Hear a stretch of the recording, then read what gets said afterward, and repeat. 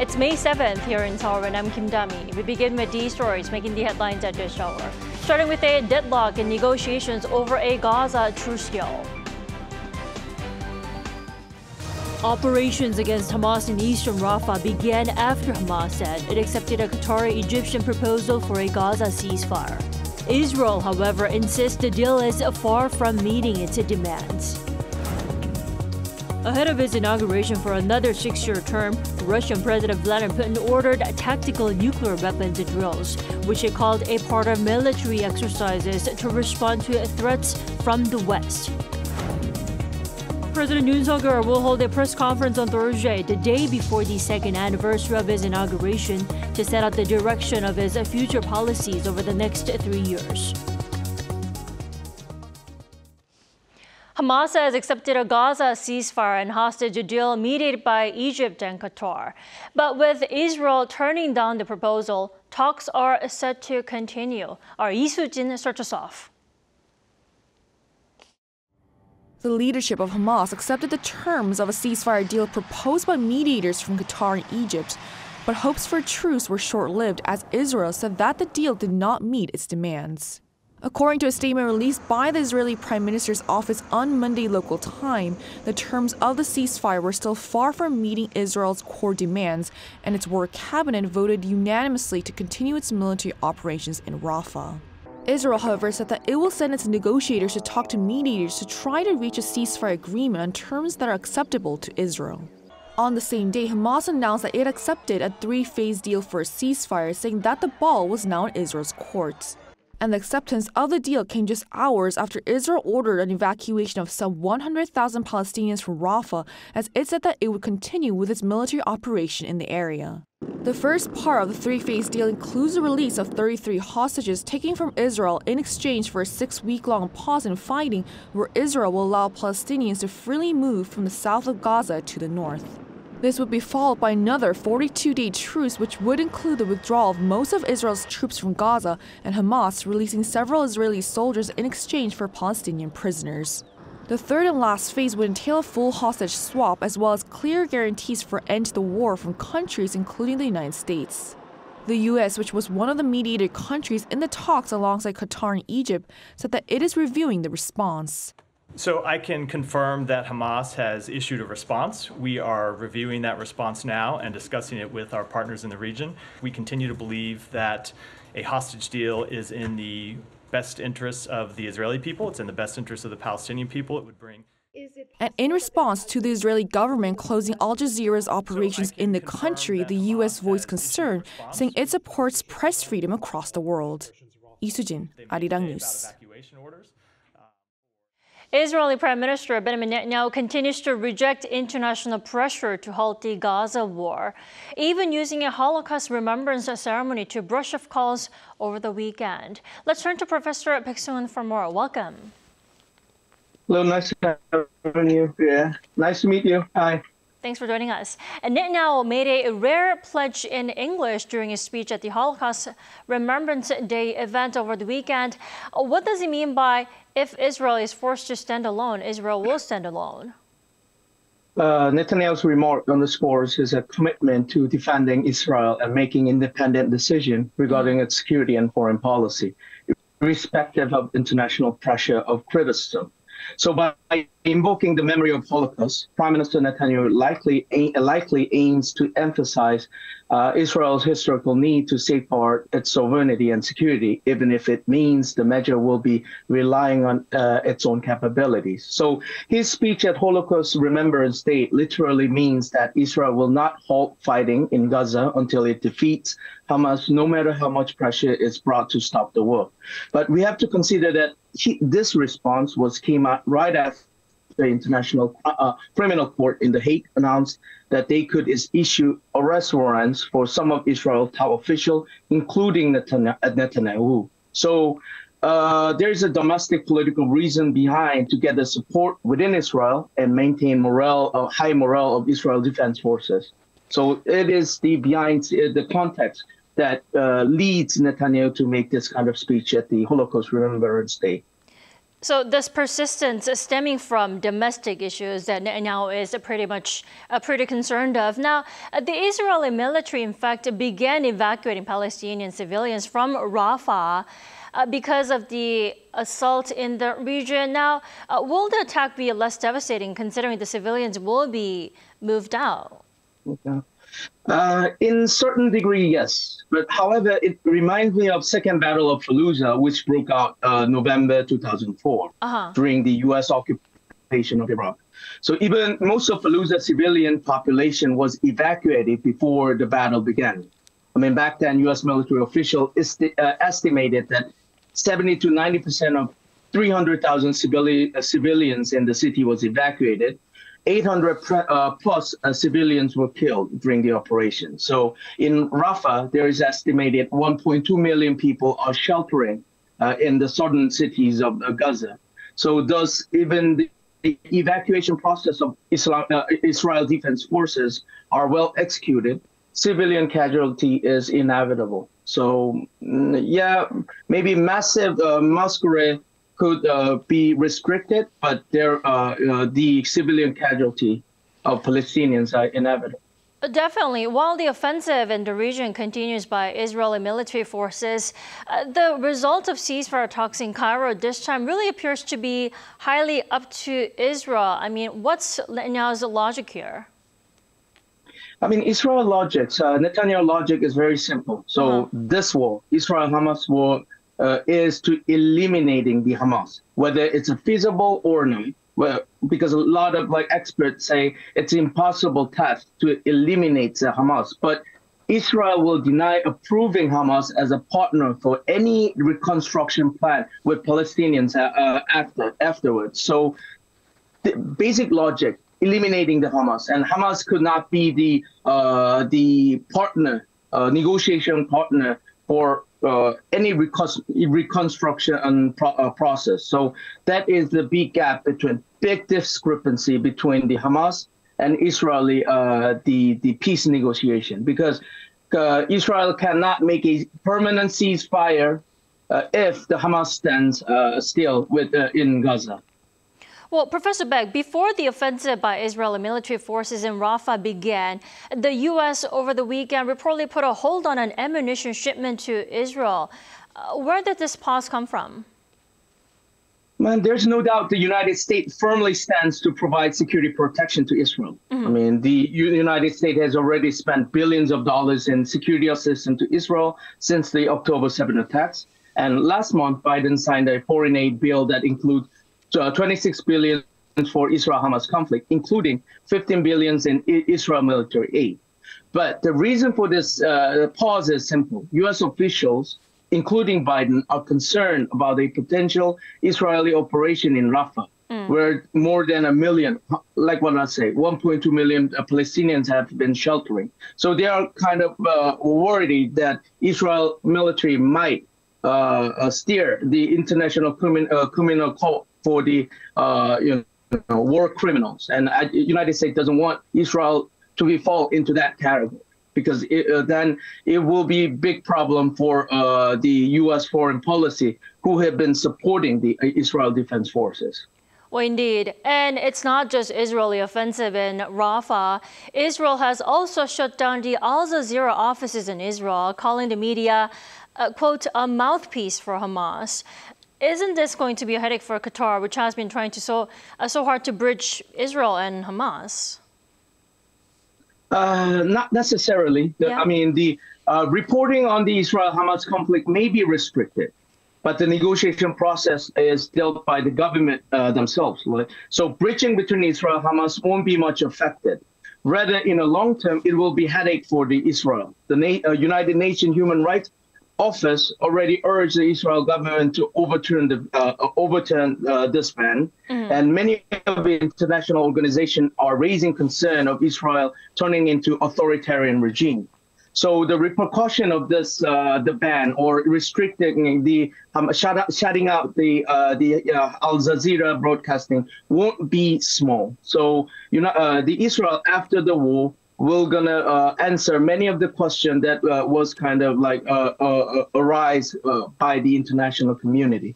Definitely. Israel will have to face those. All right, Professor Beck, thank you so much for your insight this morning. We appreciate it. Thank you.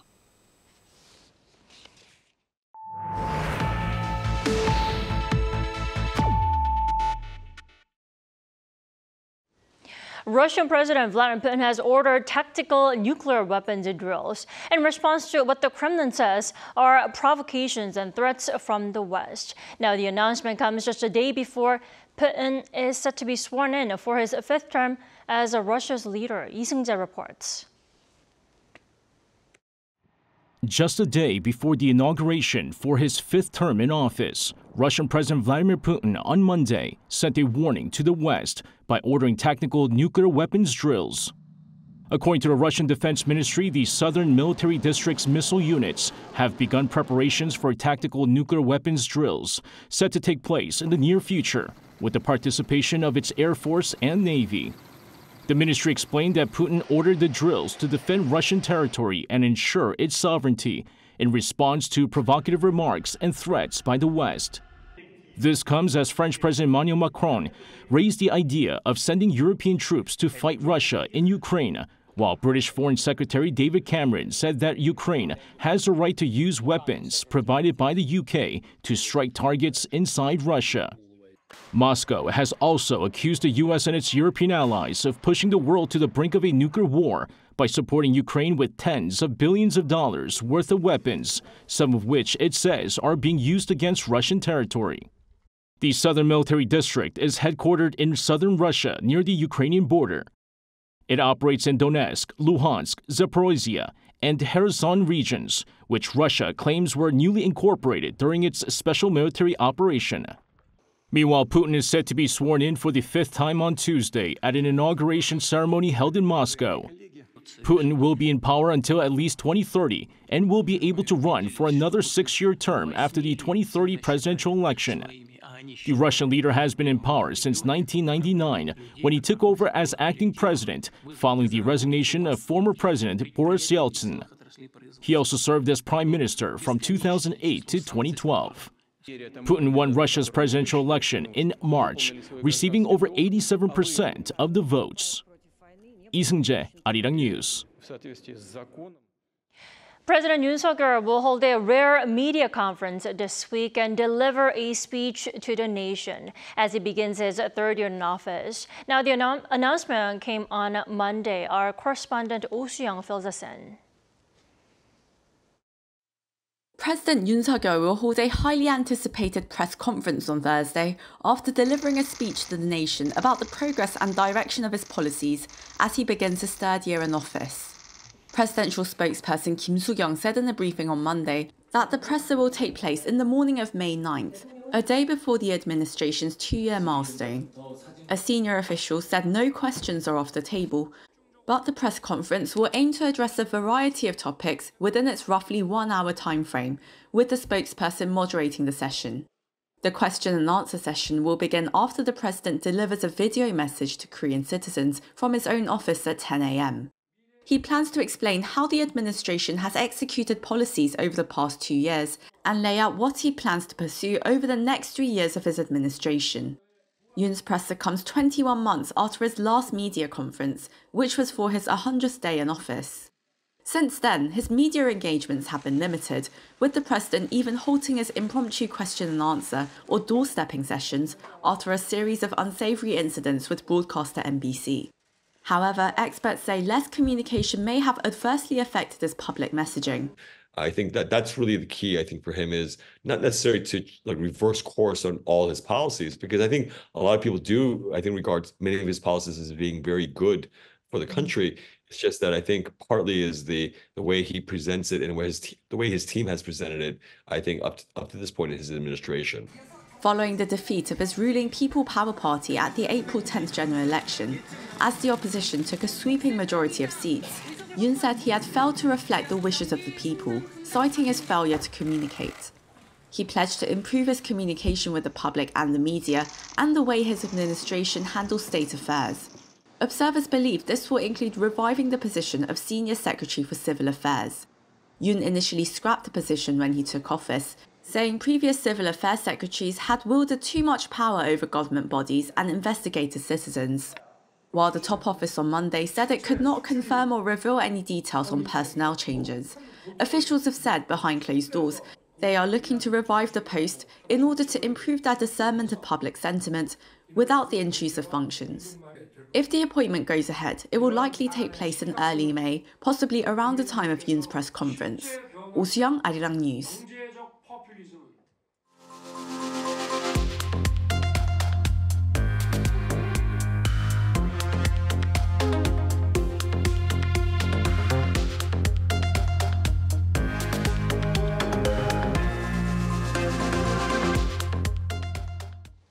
The average monthly wholesale price of dried seaweed in South Korea has soared 80% on year, surpassing 10,000 won, which is around $7.37 for the first time.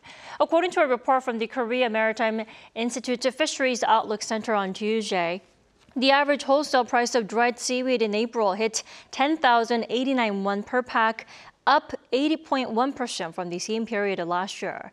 The report cited increased export demand for seaweed, leading to the overall inventory decreasing to two-thirds the normal level. The center predicts that the prices will remain in the 10,000 to 11,000 won range until December this year. Today, robots doing the work instead of humans is not that surprising. But now in Korea, there is a completely unmanned laboratory where AI instructs robots to conduct complex experiments. Our Yoon tells us more. This is what was recorded on a CCTV of an unmanned laboratory. There are no people, but several robots are working on something, and it doesn't seem to be a simple, repetitive task. This is an experiment where nanoparticles with optical properties are being developed, and the experiment is being analyzed and conducted by AI.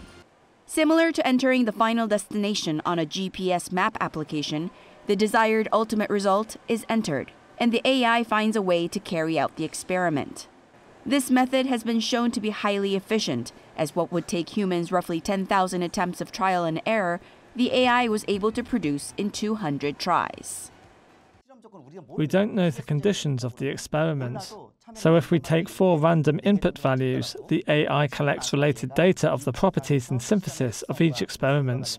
It analyzes the correlation between the substances and produces a result very close to our goal. A great advantage of the entire experiment being carried out by a robot is that it eliminates any deviation that may occur from human error, which means more precise data can be obtained. This unmanned laboratory has actually been successful in developing silver nanoparticles for solar battery cells that Korean scientists didn't have data for. Ultimately, the future of R&D is going to use smart laboratories, so it is important that there is a setup where the average researcher who is not familiar with computer programming is able to conduct research. The research team that's developed this unmanned laboratory has also developed a system that automatically detects electronics overheating or other such situations that could lead to accidents, such as fires.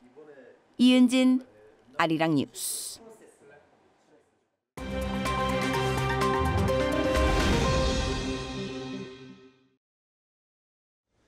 Good morning, I'm Kim Seong, and now we turn off to stories from around the world. The Chinese leader Xi Jinping spoke with French President Emmanuel Macron and EU Commission Chief Ursula von der Leyen on his first visit to Europe in 5 years. In Monday's meeting in Paris, both pressed Xi Jinping to ensure more balanced trade with Europe, while Macron also urged the Chinese leader to influence Russia into ending the war with Ukraine. Amid heightened economic and trade tensions, including the EU's investigation into China's electric vehicle exports and Beijing's anti-dumping probe on French cognac, von der Leyen said after Monday's talks that the world cannot absorb China's surplus production and Europe is willing to make tough decisions to protect its market. However, Chinese state media reported that Xi said China's overcapacity in production is not a problem in light of global demand. The Chinese leader will be in the Pyrenees Mountains on Tuesday before his visit to Serbia and Hungary later in the week. Moving over to Brazil, where catastrophic floods in the southern state of Rio Grande do Sul over the past week have killed at least 83 and injured 276, while at least 111 people remained missing as of Monday. According to the Civil Defense Unit of Rio Grande do Sul on Monday, the floods also displaced over 120,000 people, while more than 850,000 residents in over 345 municipalities were affected by destroyed or damaged homes, roads, and other infrastructure. Military firefighters have been dispatched for rescue missions, with more active operations set to begin once the rain stops.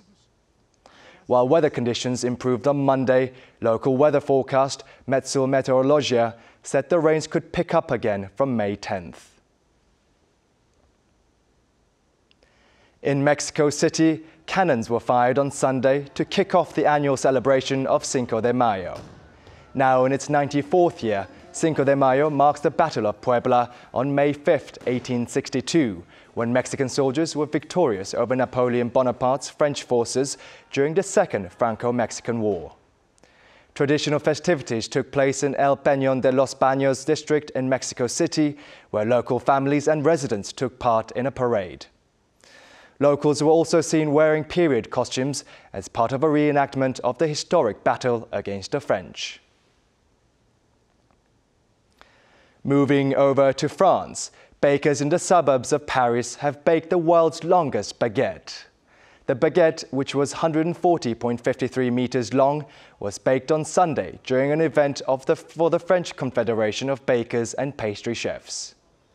It was approved by the Guinness World Records judge as the longest baguette in the world, allowing the French bakers to reclaim the title back from Italy, as the previous record of 132.62 meters set in Italian city of Como in 2019 was broken. The lengthy baguette was cut and shared with the public, with the majority donated to homeless people.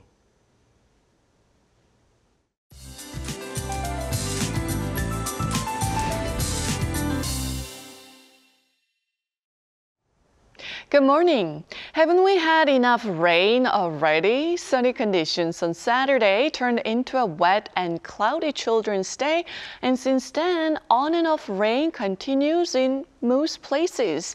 In southern provinces, we'll see 5 to 30 millimeters of showers. The capital area will see fewer showers. Rain will go away from the capital and west of Gangwon-do this afternoon, but southern regions should brace for lingering rain through early tomorrow. Temperatures in the capital will be a couple of degrees higher this afternoon, but southern regions will notice highs going down 4 to 7 degrees lower than yesterday. For a closer look, Seoul gets up to 18 degrees, Gwangju sees a highs of 17 degrees, Jeju will be sunny all day with a high of 21 degrees Celsius. The air quality will be decent nationwide. Pleasant weather returns tomorrow with sunnier skies, and the weather should stay fine through the rest of the week. With that in mind, let's take a look at the international weather conditions.